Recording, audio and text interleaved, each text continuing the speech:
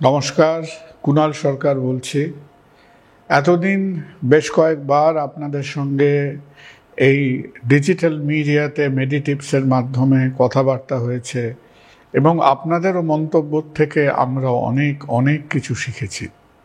এবার 12ই নভেম্বর মহাজাতি সদনে মেডিটিপসের একটা খুব সুন্দর অনুষ্ঠান হতে চলেছে। সেখানে আমি থাকব, আমার অনেক সতীর্থরা থাকবেন, আমার অনেক সিনিয়ররা থাকবেন এবং আমরা সবাই মিলে আপনাদের কাছে থেকে, আপনাদের পাশে থেকে আপনাদের সঙ্গে কথাবার্তা বলার এই সুযোগটা পাব। এটা জেনে অন্তত আমার খুব আনন্দ হচ্ছে। আপনারা সবাই আসবেন, দেখা হবে সবাইয়ের সাথে মহাজাতি সদনে 12ই নভেম্বর। আপনারা তো বুঝতেই পাচ্ছেন আজকের অতিথি কে।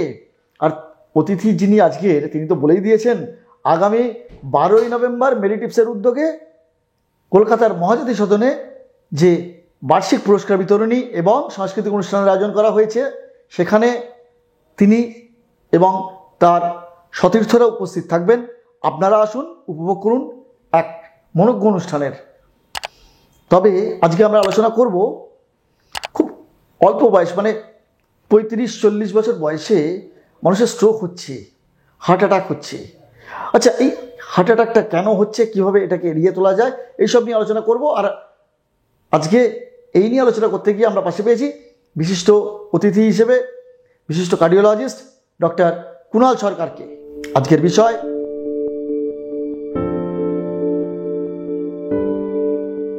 আমার মনে হয় যে ইয়াং এজের মধ্যে যে জিনিসগুলো আসছে সেটা হলো, বয়সটা তো কেবল একটা সংখ্যা নয়।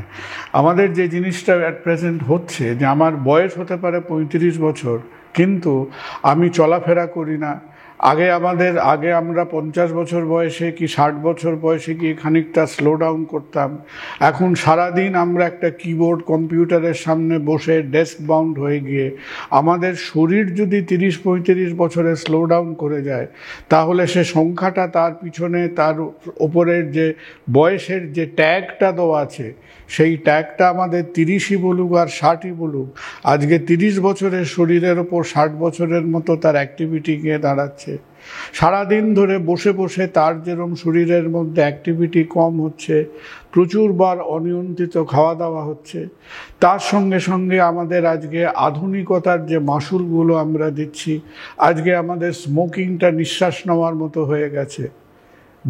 আমাদের ভয়ে প্রাণ উড়ে যাচ্ছে যখন আমরা দেখছি এই টেক সেক্টরে, সেক্টর 5-এ, অন্যান্য সেন্টারে গিয়ে দেখতে পাবে যে অল্প বয়সী ছেলেরা, ছেলেদের থেকেও বেশি মেয়েরা, তারা যেন আজকে স্মোকিংটাকে একটা সিস্টেম, একটা সাইন অফ ইম্যানসিপেশন, তারা যেন একটা নিজেদের আরবানাইজেশনের একটা আইকন হিসেবে তারা সিগারেটটাকে নিয়ে হাতে একটা দম্ভের সঙ্গে ঘুরে বেড়াচ্ছেন।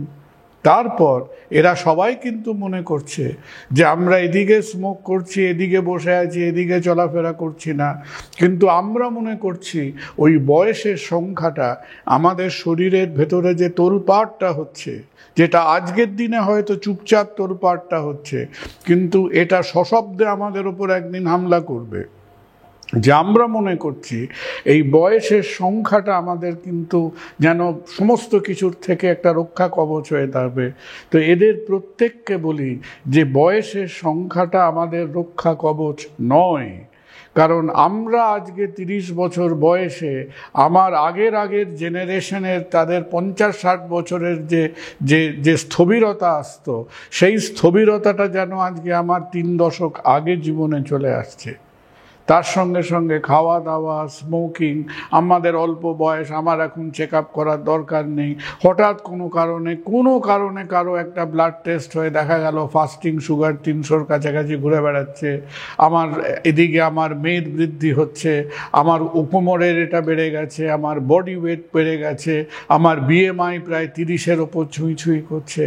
সুতরাং বারবার প্রত্যেককে বলি যে বয়সও একটা সংখ্যা, সুগারও একটা সংখ্যা, ওজনটাও একটা সংখ্যা, ব্লাড প্রেশারটাও একটা সংখ্যা, আর আমাদের যে শরীর সেটা কিন্তু সংখ্যার পর্দার আড়ালে সে লুকিয়ে থাকবে না।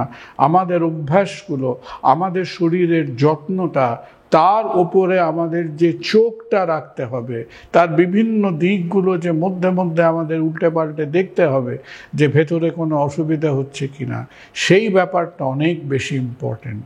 কেবল বয়সের সংখ্যার উপরে কিন্তু আমরা নির্ভর করতে পারবো না, আর ভয় দেখাবার জন্য নয়। হ্যাঁ, এই পুজোর ছুটির বোধহয় 1 মাসের মধ্যে আজকে আমাকে অপারেশন করতে হলো 10-12 জনের, যাদের বয়স হলো 35-36 বছরেরও কম। চিন্তা হয়, দুশ্চিন্তা হয়।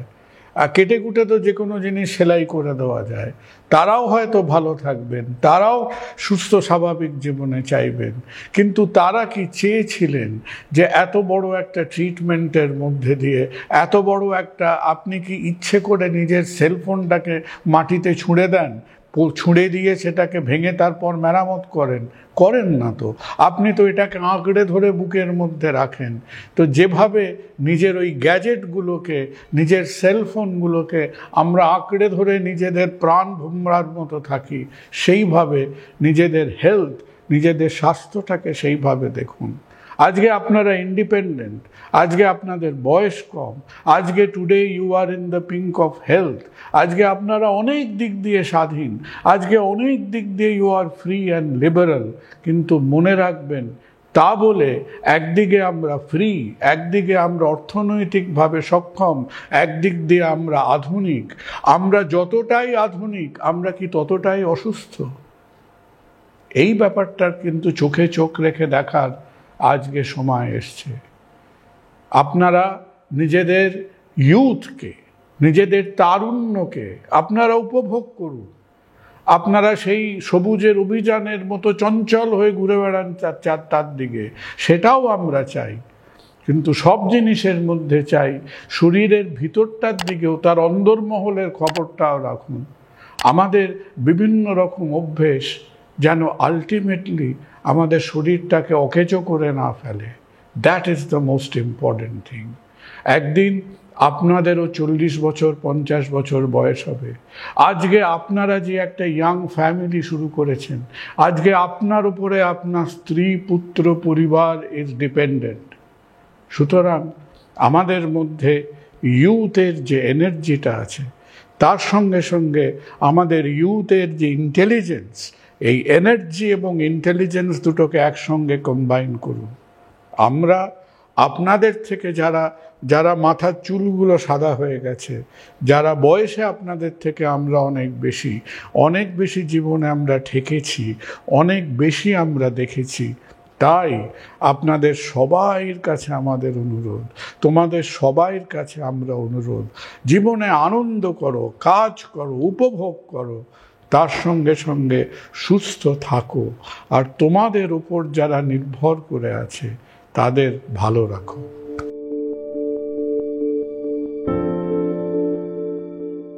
আজকের দিনে আমরা যেগুলো জানি এবং যেগুলো বহুকাল ধরে আমরা আলোচনা করে আসছি, যে সত্যি কথা বলতে লোকে তো মনে করে যে হার্টের ডাক্তার এক একজন হার্ট সম্বন্ধে খুব পণ্ডিত, কিন্তু আমরা আমাদের পণ্ডিতের জ্ঞান যে যত কম, সেইটা তো আপনাদের সবাইয়ের সামনে আজকে অকপটে স্বীকার করি। এই যে হার্টের রিস্ক ফ্যাক্টর, আমরা কি জানি, ডায়াবেটিসে হয়, সিগারেট খেলে হয়, কোলেস্ট্রল বেশি থাকলে হয়, ব্লাড প্রেশার বেশি থাকলে হয়, ওজন বেড়ে গেলে হয়, অ্যাক্টিভিটি কম করলে হয়। খুব ভালো কথা, খুব ভালো কথা।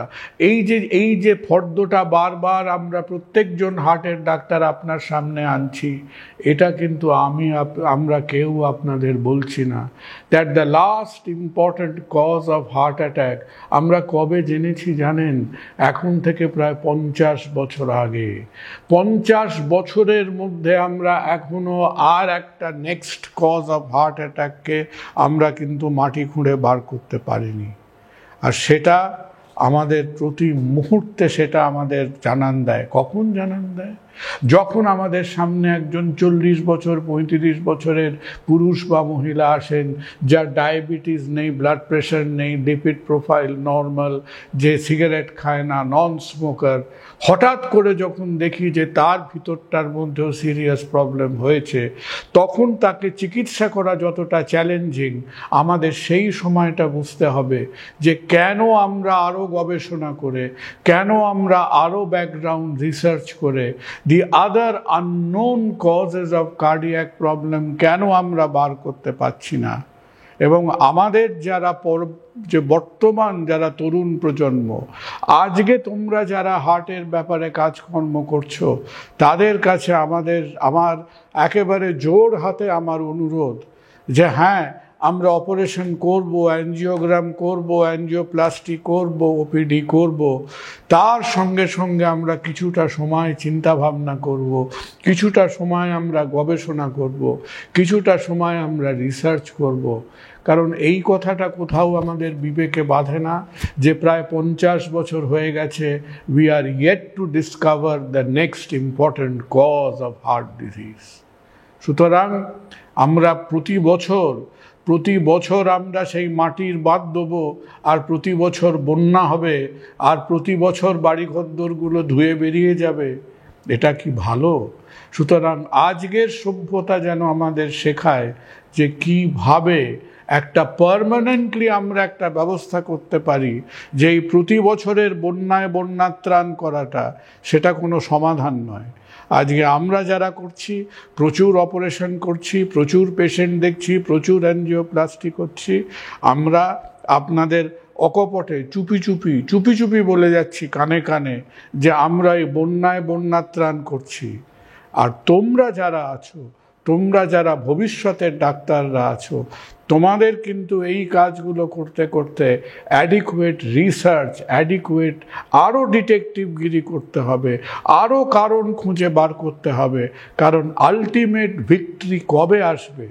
অ্যানজিওপ্লাস্টি করে কিন্তু আমরা আমাদের ভিক্টরি অ্যানাউন্স করতে পারবো না, বাইপাস করে আমরা ভিক্টরি অ্যানাউন্স করতে পারবো না।